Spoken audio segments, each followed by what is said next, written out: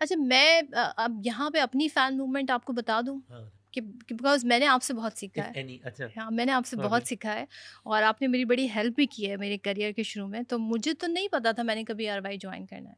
लेकिन I remember कि जब ये नए चैनल्स आए थे 24/7 हम्म। ARY न्यूज़ और बाकी चैनल प्राइवेट चैनल्स आए थे, तो उस वक़्त लाल मस्जिद इंसिडेंट हुआ था।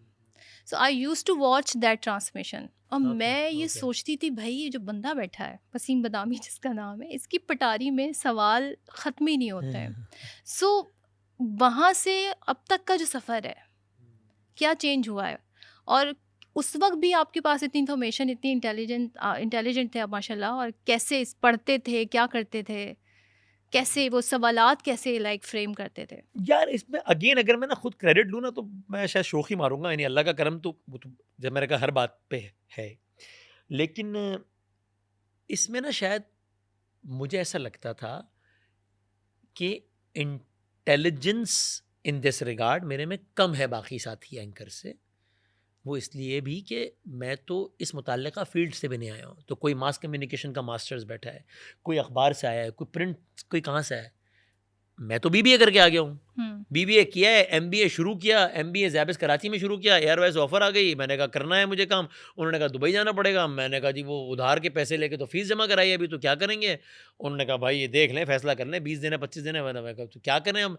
वो ज़ैबिस का दुबई में कैंपस खुल गया, हमने वहाँ दाखिल, ये तो अभी तो बीबीए कंप्लीट हो रहा था, तो मैंने कहा ये तो ये सारे मुझसे ज़्यादा ज़हीन है। मैं ये they all come from a relevant background, I don't come with a relevant background. तो मैंने उसका हल सिंपल ये निकाला कि मैंने अपने आप से कहा कि ठीक है, अब इसका एक ही हल है भाई। व्हाट? ये सारे अगर 5 घंटे मेहनत करते हैं तो मैं 9 घंटे कर लूँ, ऐसे मुकाबला हो सके। ये 6 घंटे कर रहे हैं तो 10 घंटे कर लूँ मैं। हाँ। वो एंकर 8 घंटे बैठ रहा है ऑफ़िस में तो मैं 14 घंटे बैठ जाऊँ, तो ही मुकाबला कर सकूँगा इसका। तो फिर मैं ये करता था कि अभी लाल मस्जिद की आपने बात की, मुझे याद है जब पाकिस्तान अफ़गान मामलात यानी मैं रिपोर्टर्स की जान अज़ाब कर देता था। यानी मैंने एयरवेज़ के डेस्क इंचार्ज से एक फ़ेवर माँगी हुई थी कि सर हम दुबई में होते थे, हाँ। मोबाइल-वोबाइल तो इस तरह नहीं होते थे, व्हाट्सएप वगैरह।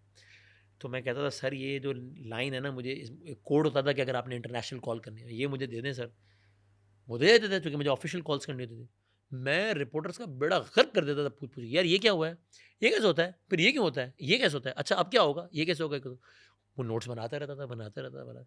तो वो सारी कन्वर्सेशन फिर ऑन एयर इतना मवाद मिल जाता था, इतना बारूद मिल जाता था कि आप वो बारूद फायर कर सकें। तो ये जो आप कह रही हैं ना कि सवालात और ये, तो आई थिंक इसमें मेरे इंटेलिजेंस से ज़्यादा शायद ये सब जो है ना इन्फॉर्मेशन गैदरिंग और ये सब ज़्यादा बिकॉज़ मैंने आपको है। ऐसे भी देखा है कि हम एक गैदरिंग में बैठे हैं, वसीम बदामी साहब टीवी देख रहे हैं, टॉक शो देख रहे हैं, कोई करंट अफेयर का शो देख रहे हैं, साथ में उनके लैपटॉप पे एक आर्टिकल भी खुला हुआ है और एक बुक भी रखी हुई है। सो ये वो टाइम था जब सोशल मीडिया नहीं था, नहीं इस था, तरह हाँ, इन्फॉर्मेशन हाँ, नहीं होती थी। हाँ।